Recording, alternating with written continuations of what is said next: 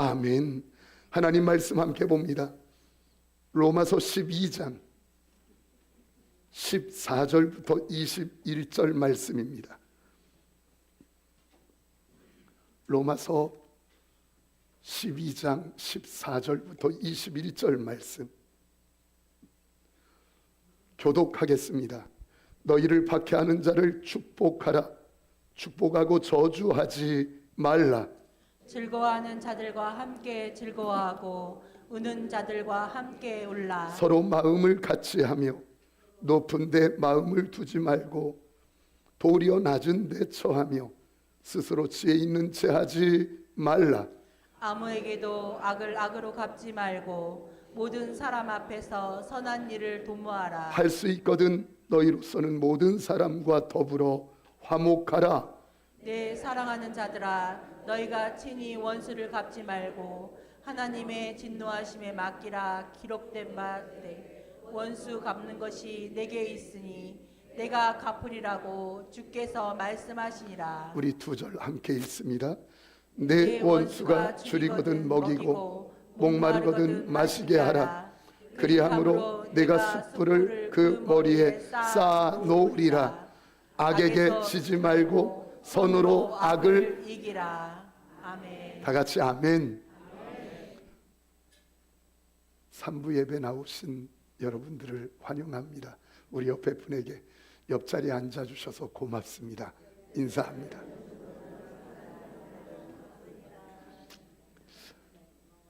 셋잎 주고 집을 사고 천냥 주고 이웃을 산다고 하는 격언을 여러분들 들어보셨을 것입니다.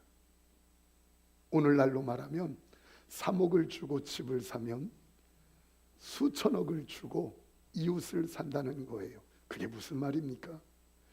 관계가 중요하다는 것입니다. 한 곳에 한 외국인 회사인데 우리나라에 있어요. 그런데 임원 중에 한 분이 실력도 좋고 실적도 대단합니다. 그래서 늘 대표이사 선임되어질 그런 순서인데 계속 떨어지는 거예요. 나중에 수차례 떨어지고 나서 미국 본사에 자기가 억울함을 하소연했답니다. 그랬더니 그 본사에서 답이 왔는데 뭐라고 답이 왔느냐면 당신은 실적과 능력이 탁월하지만 리더가 되기에 부족한 것이 있습니다. 그러면서 직원들에게 웃어주지 않고 인간적인 관심을 보이지 않았다는 점, 그리고 무엇보다 경비 선생님이나 청소하시는 분들에게 따뜻하게 먼저 인사한 적이 없었고 그들의 인사도 받아주지 않았다는 것입니다.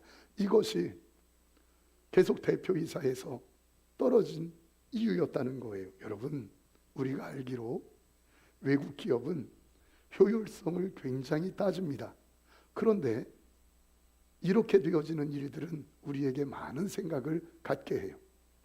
1930년대 하버드 대학을 졸업한 그 10년간의 졸업자들을 60년간 평생을 연구했답니다. 그랬더니 밝혀진 것이 공부 잘하고 똑똑한 사람이 행복하게 사는 게 아니라 관계가 좋은 사람이 행복하게 살더라. 이게 밝혀졌어요. 제가 지금 몇 가지 쭉 말씀드렸는데 무엇을 말씀드리려는지 다 아실 겁니다. 이웃과의 관계, 가족과의 관계, 이거는 똑똑함보다 내가 무언가 대단한 사람 되는 것보다 훨씬 더 중요하다는 거예요. 사실 이렇게 예를 들지 않아도 우리는 관계가 중요하다는 것을 잘 압니다. 문제는 그 관계가 쉽지 않다는 거예요. 좋은 관계 만드는 것이 쉽지 않아요. 어린 왕자, 아마 책 읽어보셨겠지만 거기에 주옥 같은 대사들이 굉장히 많이 나와요. 막 밑줄 치고 싶은. 그 중에 이런 대사가 나와요. 세상에서 가장 어려운 일은 사람이 사람의 마음을 얻는 거란다. 아멘할 필요는 없지만 다시 세상에서 가장 어려운 일은 사람이 사람의 마음을 얻는 거란다. 여러분, 나이를 먹으면서 철저하게 깨닫는 게 이 대사예요. 이 말이에요. 참 쉽지 않구나. 너무너무 마음에 와닿는 거예요. 하나님께서 히브리서 12장 14절 말씀에서 이렇게 말씀합니다. 모든 사람과 더불어 화평함과 거룩함을 따르라. 이것이 없이는 아무도 주를 보지 못하리라. 화평함과 거룩함을 따르라. 이것이 없음 누구를 보지 못하리라.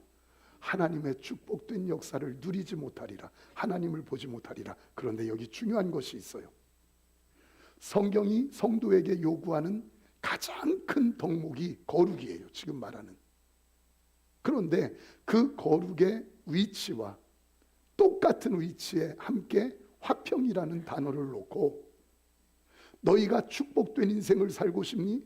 그렇다면 거룩해야 돼. 근데 거룩이 회복되어지는 것 그 무게만큼 화평함이 있어야 돼.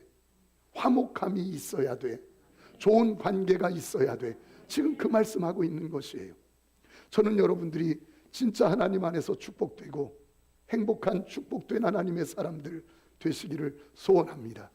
그런데 그러기 위해선 거룩한 하나님의 자녀로서의 회복이 필요한데 동일하게 그 무게만큼 화평함이 있어야 된다는 거예요. 이웃과 더불어 회복되어지는 화평. 여러분, 왜 우리가 용서해 줘야 되는 줄 아세요? 왜 품어줘야 되는 줄 아세요? 왜 기다려줘야 되는 줄 아십니까? 내가 용서하지 않고 품어주지 않고 기다려주지 않으면 내 영성이 침체되기 때문에 그래요. 그러니까 화평과 사람들과의 관계와 내 영성이 별개가 아니라 아주 밀접하게 관계가 되어 있다는 것이에요. 잘 보세요. 주님이 이렇게 말씀하시는 겁니다. 나는 네가 미워하는 그 사람의 실수와 잘못 때문에 참 마음이 아파. 지금 하나님이 하시는 말이에요. 나는 그 사람의 실수와 허물, 죄 때문에 마음이 아파. 그런데 내가 진짜 더 아픈 게 뭔 줄 아니? 이런 거예요. 네가 그 사람을 품어주지 못하는 게 내가 더 아파. 무언가 알아듣는 것처럼 아멘을 하든지 고개를 끄덕여야 아, 저분 IQ가 좀 되는구나. 아, 이러지. 맹하니 목사만 쳐다보고 있으면 어쩌자는 거예요. 다시요. 하나님께서 그런 마음을 주시는 것 같아요. 그 사람의 잘못과 허물 때문에 하나님이 마음이 아프시대요. 근데 더 아픈 것이 있단다, 목사야. 그게 뭔 줄 아니? 그 사람의 허물을 네가 품어주지 못하는 것 때문에 내가 더 아파. 여러분이요, 누구 잘못한 거? 잘못 따지느라고 어리석은 사람이 누군 줄 아세요? 관계를 깨트리는 사람이요. 아니, 잘못 따지는 것 거기에 쏘가서 관계를 깨트려요. 부부관계, 부모 자녀 관계, 성도와의 관계에 깨트려요. 그거는 잘못 따지는 것보다 훨씬 더 중요한 게 공동체 관계인데 그 관계를 깨트려요. 그래서 1, 2부 예배 때 제가 그랬어요. 남편이 잘못하든 아내가 잘못하든 무조건 잘못해도 당신 사랑해요, 고마워요, 감사해요 하고 뒤에 돌아서 100배나 기도하라고 울면서 하나님 앞에. 사람하고 싸워서 그 사람 고치려고 해서 고쳐지는 거 봤어요? 봤느냐고요? 누구 보면 알아? 아니, 또 나 보면 그러면 좀 민망하잖아. 옆 사람 봐봐. 너야 너. 진짜 안 변합니다. 사람 진짜 안 변해요. 누구만이? 하나님이 하셔야 돼요. 그래서 그 사람 앞에선 무조건 사랑하세요. 이거 봐, 남자들은 벌써 속으로 다 아멘 하는데 여자들이 아멘 안 해. 무조건 그 사람 앞에선 사랑하세요. 그리고 뒤돌아와서 100배나 누구 앞에 기도해? 하나님 앞에 기도하는 거예요. 이게 우리 할 일이에요. 사랑하는 성도님들, 18절 말씀 우리에게 성도로서의 대명제를 주셔요. 18절은 다 같이 읽죠. 함께요. 할 수 있거든 너희로서는 모든 사람과 더불어 화목하라. 할 수 있거든. 너희는 모든 사람과 다 화목하라. 이건 성도로서 우리에게 주시는 하나님의 명령. 근데 반발심이 생겨요. 하나님, 나는요 하나님 사랑하려고 왔습니다. 하나님 섬기려고 왔습니다. 예배하려고 왔습니다. 그런데 내가 미워하는 김 집사까지, 내가 싫어하는 박 집사까지 사랑해줘야 된다고요? 아, 왜 그렇게 해야 돼요? 이런 반발심이 생겨요. 근데 저는 생활하면서 늘 왜 그런지를 확인하게 돼요. 왠 줄 아세요? 하나님도 아버지, 저도 아버지예요. 저희 집에 아이들이 둘이 있어요. 이 애들이 있는데 이런 얘기하면 그런데 여튼 둘이 있어요. 하나님도 아버지, 저도 아버지인데 이 둘이 성격이 어쩜 그렇게 다릅니까? 어릴 때 보면 큰아이는 장남이니까 신중하고 말할 때도 참 조심해요. 그리고 아빠 고마워요 이래요. 제정신이 아닐 때는 아빠 사랑해요 그렇게도 해요. 그런데 딸은 이 동생인데 문자에도 보지도 않아요. 전화해도 안 받아요. 그러다 또 전화하면 억지로 받아가지고 왜? 막 그거 있지요 그거. 제가 지금 뭐 하느냐면 딸 없는 분들에게 지금 자랑하는 거예요. 근데 어쩜 그렇게 달라요? 근데 집에 있을 때나 밖에 어디 갈 때 둘이서 소곤소곤 방에서 저녁인데도 얘기하고 있고 어디 갈 때 둘이 예쁘게 걸어가는 모습 보면 너무너무 좋아요. 밤에 얘들아 자야지. 그럼 문 닫고 또 얘기해. 그런 모습이 부모로서 너무너무 보기 좋아요. 저도 아버지, 하나님도. 그러니 자녀인 성도들이 서로 손잡고 품어주고 사랑해주고 기다려주고 아멘하고, 그걸 누가 좋아하실까? 물론 하나님 앞에 예배하는 거 중요해요. 주의 이름을 부르며 찬송하는 거 중요해요.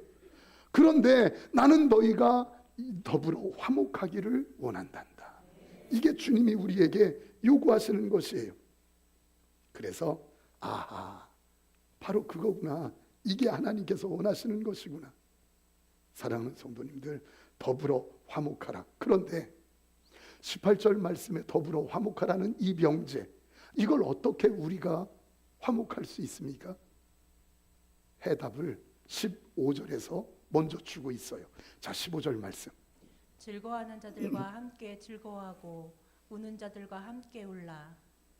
지금 어떻게 더불어 화목하게 살 수 있나? 아주 간단하대요. 뭐냐면 우는 자와 함께 울고 웃는 자와 함께 웃어주고. 너무너무 간단하지 않아요? 어떻게 그 삶을 구현할까? 15절 보니까 우는 자와 함께 울어주래요. 웃는 자와 함께 기뻐해주고 웃어주래요. 그렇게 하면 된대요. 여기 웃는 자 함께, 우는 자 함께라고 할 때 15절의 핵심 단어는 함께, 함께라는 단어예요. 성도님들, 함께 축복을 하십니까? 누구와 함께하면 부담스럽기도 해요. 누구와 함께하면 불편하기도 해요. 함께 있는 것 때문에 사실은 싫어하는 마음이 들 때도 있어요. 근데 이거 아세요? 함께함으로 부담도 되고 불편하기도 하지만 함께함으로 얻어지는 축복에 비하면 아무것도 아니에요. 함께함으로 얻어지는 축복. 저희 아버님이 59세에 소천하셨어요. 맞다고 전화가 오네. 그런데 59세에 전화가 왔어요. 소천하셨는데 마지막에 아프셔서 누워 계셨어요. 그럼 그 수발을 누가 다 들어주셨느냐면, 그 당시에는 보호해 주시는 이런 부분도 제도도 없었어요. 어머니가 다 했어요. 그런데 딱 소천하시고 나니까 얼마 후에 내려가서 얼굴도 안 뵙고 전화 통화 중인데 이렇게 말씀하셔요. 아파서 누워 계시더라도 옆에만 있어 줬으면 좋겠다. 제가 알아요. 그분이 얼마나 우리 엄마 괴롭힌지, 교회 나간다는 것 때문에 얼마나 핍박했는지 알아요. 그런데도 옆에만 있어줬으면 좋겠다. 있을 땐 잘 몰라요. 함께함의 축복은 불편하기도 하고 괴롭기도 하지만 비교할 수 없는 함께함의 축복에 비교하면 비교가 안 되는 것들이에요. 그래서 함께하는 것, 이건 교회 성도가 마땅히 이루어야 되는 축복의 명령인 줄 믿습니다. 그럼 여러분, 어떻게 하나가 됩니까? 어떻게 하나가 돼요? 예수님은 이미 우리에게 하나 되게 해주셨어요. 십자가 안에서 성도로 하나 되게 해주셨어요. 그걸 확인해야 돼요. 여러분, 한 분이 아이를 출산했어요. 근데 출산된 그 아이가 샴 쌍둥이에요. 샴 쌍둥이 아시죠? 머리는 2개고 몸은 하나고. 깜짝 놀랐어요. 근데 아이를 키우는데 사람들이 물어, 이 아이는 둘입니까? 하나입니까? 묻는 거예요. 그때 이 엄마가 자기도 궁금해. 그래서 우연찮게 라피를 만날 일이 있어서 그 라피에게 찾아갔어요. 그리고 이야기하는 거예요. 이 아이는 머리가 2이고 몸은 하나인데 하나입니까? 둘입니까? 그랬더니 그 지혜로운 라피 이렇게 이야기하는 거예요. 뜨거운 물을 아이의 이마에 갖다 대보세요. 그럼 그 뜨겁기 때문에 아이가 괴로워하고 힘들어하고 울 겁니다. 그때 똑같이 이 아이도 아파하면 하나입니다. 똑같이 아파하면 하나인데, 그러나 이 아이는 아파하는데 이 아이가 아파하지 않으면 몇입니다? 2입니다. 우리에게 지금 이거는 질문하고 있는 거예요. 당신은 빛나교회 안에서 하나입니까? 여러분들의 가정은 가정 안에서 하나입니까? 여러분들의 목장은 목장 안에서 하나입니까? 묻고 있는 거예요. 함께 아파하는 그 성도 앞에서 당신은 함께 아파하고 있습니까? 그렇다면 하나래요. 울고 있는 그 성도 앞에서 여러분들이 함께 울어줄 수 있다면 하나래요. 그런데 아무리 오래 사귀었고 그 사람에 대해서 속속들이 다 안다 할지라도 여러분들이 함께 아파해 줄 수 없고 울어줄 수 없다면 하나가 아니래요. 2이래요. 우리 교회는 이제까지 함께 울어주고 함께 기뻐해주며 손잡고 왔어요. 우리가 이루어야 되는 앞으로의 길이 지금 이 말씀인 것이에요. 그런데 아주 못된 속담이 있습니다. 못된 속담들 중에 사촌이 땅 사면 어떻게 이렇게 잘 알아?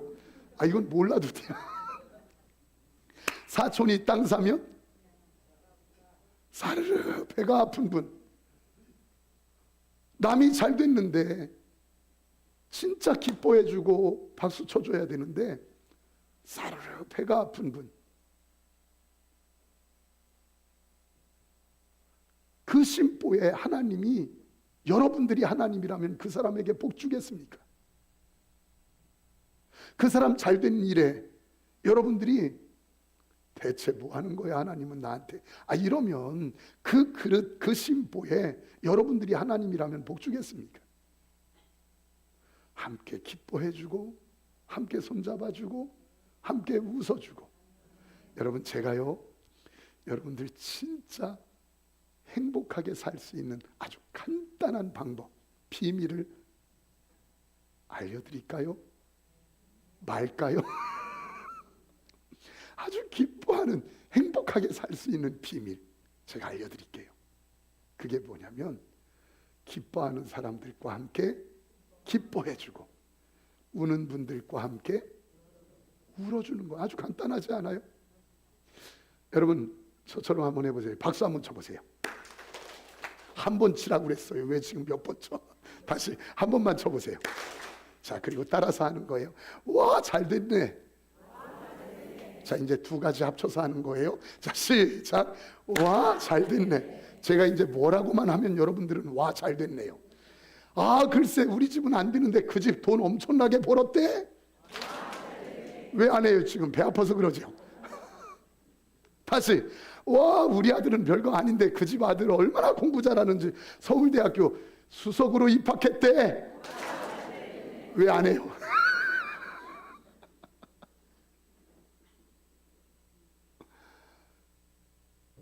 이게 아무것도 아닌 것 같은데 진짜 사심없이 기뻐해 줄 수 있고, 아파하는 분 손 붙잡아 함께 울어줄 수 있고, 이게 제일 행복한 방법이에요. 에이, 대체 돈이 눈 뼈나? 우리 신랑은 뭐해? 돈도 못 벌고. 여러분, 그게 행복하겠습니까? 그게 복이 되겠느냐고요. 그래서 함께 울어주고 함께 웃어주고. 여러분, 가슴 뭉클한 시가 있어요. 읽을 때마다. 언젠가도 여러분들에게 읽어줬는데, 에밀리 디킨슨이라고 하는 여류 시인이에요, 미국에. 그런데 그가 그 쓴 시가 큰 거 바라고 큰일 하려고 하는 우리 자신에게 엄청나게 도전이 돼요. 제가 읽어드릴게, 보세요. 만약 내가 한 사람의 가슴 아리를 조금이라도 멈추게 할 수 있다면 나 헛되이 사는 것 아니리. 큰 일이 아니라 누구 아파하는 분 손잡아줘서 조금만이라도 위로해 줄 수 있다면 나 헛되이 사는 것 아니리. 지금 이 말이에요. 누군가의 아픔을 조금이라도 덜어줄 수 있다면, 고통 하나를 가라앉힐 수 있다면, 혹 기진맥진 지쳐있는 한 마리 물새를 둥지로 되돌아가게 할 수 있다면 나 헛되이 사는 것 아니리. 큰 거 하려고 하지 마세요. 지금 있는 형편에서 조금만 더 손해보세요. 큰 거 하려고 하지 마세요. 지금 있는 환경 안에서 조금만 더 억울함 당하세요. 이게 하나 되어지는 비결, 행복한 비결이래요. 억지로라도 작게. 여러분들 국민학교 때, 지금 초등학교 때 언제가 가장 행복했습니까? 학교에서 제일 행복한 건 운동회 날하고 소풍 가는 날. 근데 운동회 날은 저는 별로 안 기뻤어요. 달리기가 잘 안 돼서. 그런데 소풍 가는 날은 며칠 전부터 얼마나 좋은지. 그날 아침 엄마가 김밥 그리고 사이다 사줘요. 그리고 과자 사줘서 가방 속에 넣어줘요. 물병도 주고. 또 하나 꼭 빼놓지 않고 주는 거 뭐? 계란. 이 계란도 많이나 주면 몰라요. 2개. 그러면 얼마나 좋은지 가지고 가요. 그럼 친구 아빠가 전방 주인이었는데 그 친구 아빠가 산꼭대기까지 지게에 져가지고 총도 팔고 과자들도 가지고 와서 막 팔아요. 얼마나 재밌는지 몰라요. 그때 제가 웨하스를 처음 먹었어요. 얼마나 맛있어요. 여러분, 웨하스 오래된 거 아세요? 정말 오래됐어요. 그 웨하스를 먹는데, 이야, 이거는 세상 맛이 아니에요. 그때도 교회 다녔는데 천국 맛이요, 천국. 너무너무 좋은 겁니다. 그래서 제가요, 그것을 먹고 돈을 아껴서 집에 가서 먹으려고 하나 내려올 때 샀어요. 그 가방에 넣어왔어요. 집에 내려왔는데 엄마가 계셔요. 엄마 왔어요 하고서 가방 줬는데, 엄마가 가방을 정리하지 않습니까? 변도 뭐 도시락 쭉 정리하는데 그걸 발견한 거예요. 그러더니, 영용아, 너 이거 나 주려고 샀어? 아니, 묻는데 그 누구 먹으려고 샀는데? 나 먹으려고. 근데 제가 눈치가 얼마나 빠른지 제가 작심을 한 게 있거든요. 아버지로 인해서 교회 나가는 엄마가 얼마나 박해를 당하는지 울면서 교회 가지 않은 때가 없는 것 같아요. 제가 작정을 한 게, 내가 나 때문에는 우리 엄마 울지 않게 해야지. 이게 제 마음이었어요. 내가 나 때문에는 우리 엄마 눈물 없게 하리라. 아버지 때문에 그렇게 당하니까. 그런데요, 제가 어쩔 수 없이 엄마 드리려고 샀어요. 나 먹으려고 산 건데 지금도 눈에 선해요. 그 소리 듣고 돌아 누워, 돌아 앉아. 그리고 눈물 훔치던 모습이 지금도 선해요. 지금도 그 얘기하면 노인 되신 우리 어머니 권사님이 웃어요. 사랑하는 성도님들, 큰 거 보해서가 아니에요.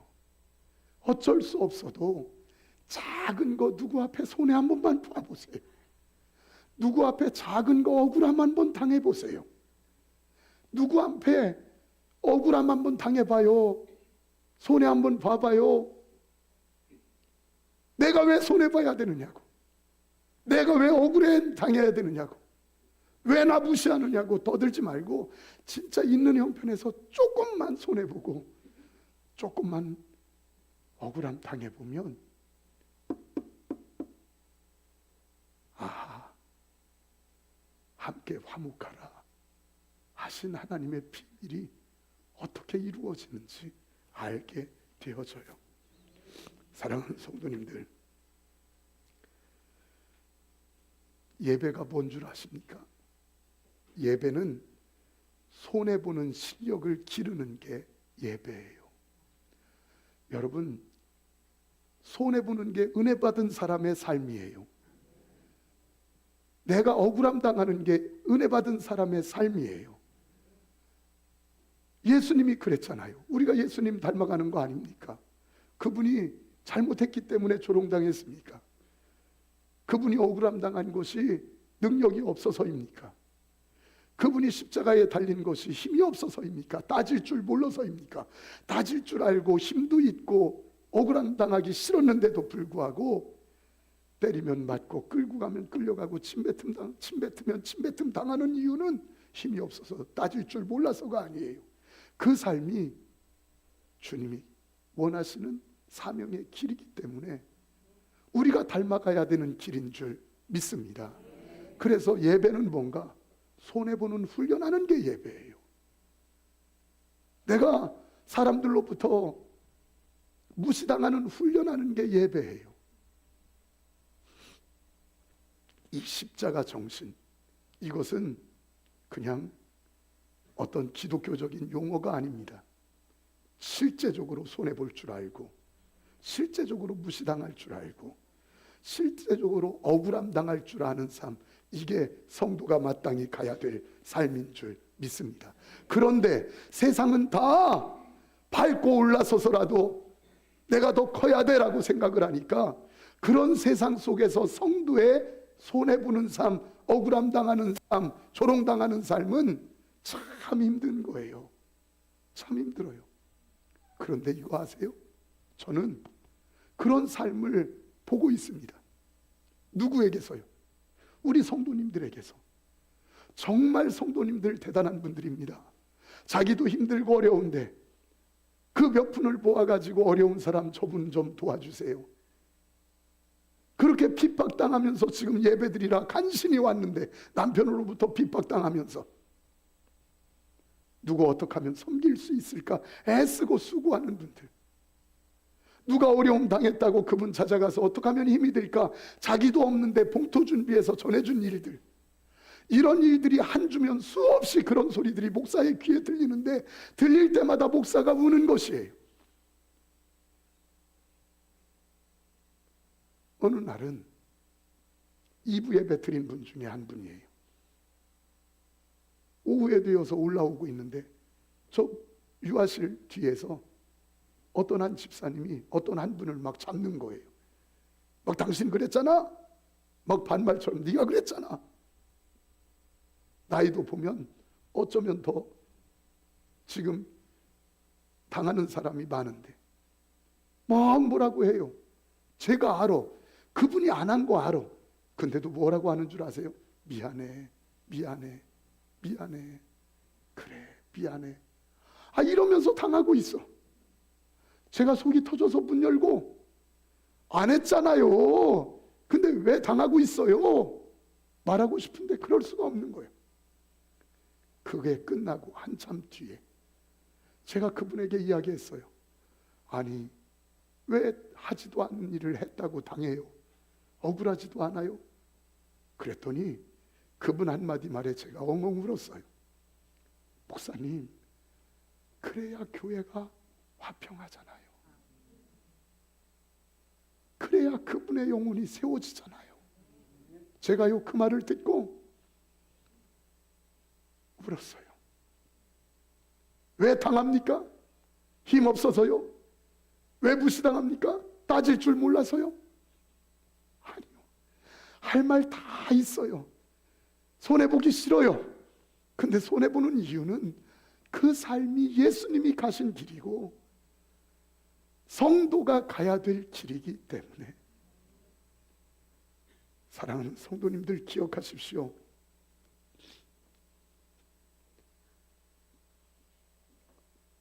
저는 23년간 빛나교회 여러분들을 섬기면서 한 번도 부끄럽거나 후회되지 않았어요. 왜냐하면 여러분들의 삶이 너무너무 귀하기 때문에. 어쩜 그렇게 예쁘게 사실까? 그래서 저는 믿는 것이 있습니다. 요한계시록 22장 12절 그대로 하나님께서 여러분들이 행한 대로 심은 대로 갚아주시는 줄 믿습니다. 이제까지 우리 빛나교회는 그렇게 왔어요. 우리 빛나교회 앞으로도 그렇게 함께 손잡고 함께 한 걸음 한 걸음, 빨리 가는 분은 좀 늦게, 늦는 분은 함께 손잡아주고, 절대로 일이 먼저가 아니라 사람, 그리고 절대로 사역이 먼저가 아니라 어떻게 하면 영혼 세울까, 좀 늦어져도 이것에 방향 맞춘 우리 교회 그대로 한 걸음 한 걸음 함께 승리할 수 있게 되기를 축복합니다. 우리 찬양합시다. 이 찬양 가사 기억하며